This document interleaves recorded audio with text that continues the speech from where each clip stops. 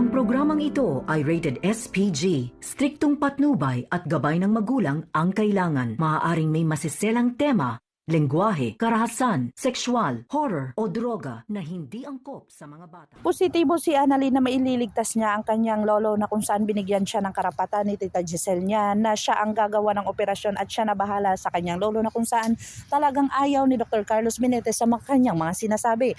Pero wala na nga magawa itong si Dr. Carlos Benitez dahil sa si Dr. Lindon ay pumanig na dito kay Annalyn at talagang si Giselle ay nagbigay ng karapatan dito sa kanyang pamangkin kung ano ang dapat at mabuting gawin dito kay Lolo Pepe. Dito na nga ay talagang naging successful ang operasyon na kung saan talagang positibo at 100% na makaalala itong si Don Pepe sa lahat ng mga nangyayari.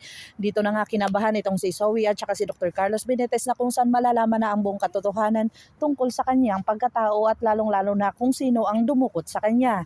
Dito na nga si Dr. RJ Tanyag ay galit na galit dito kay Moira na dahil positibo siya na talagang may kinalaman itong si Moira dahil magkakasabwat itong si Balahadja. Dito na nga nalaman nila na 70 million lang daw ang nakuha ng mga pulis doon sa lugar kung nasaan ang mga pangyayari na kung saan talagang nawawala ang 30k na pera. Dito na nga ay talagang porsigido ang mga pulis na malaman ang buong katotohanan dahil dito na nga nakitaan ng mga ebidensya na kung saan may medical kit ditong naiwan at talagang pwedeng isa ilalim ang mga fingerprints dito at malalaman kung sino talaga ang gumamit nito at may dala nito at talagang porsigido ito na makita at malaman ang katotohanan.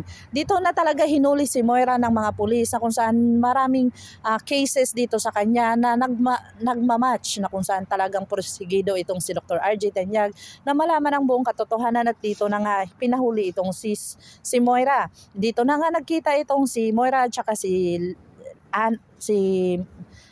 Zoe at saka si Dr. Carlos Benitez at pinag-usapan nila kung ano ang tama ang gagawin nila. Dito na nga kaya madidiin ang tatlo na kung saan mahuhuli na sila sa lahat ng kanilang mga ginagawa na pagkakamali sa kanilang krimen na mga pagtatakip nito. Dito na nga kaya masasabi ni Dr. Benitez na kung saan talagang tinatakpan niya ang kanyang anak na si Zoe o talagang si Don Pepe ang magsasabi nito sa lahat ng mga katotohanan dahil sa maganda at positibo itong magkakaroon na ng malay. Pakakabangan natin ang mga susunod pa na episode na ito. Ang abot kami ng pangarap. If you like my story, please like, share, and subscribe para ma-update po kayo sa mga susunod pa. Yun lamang po at maraming salamat.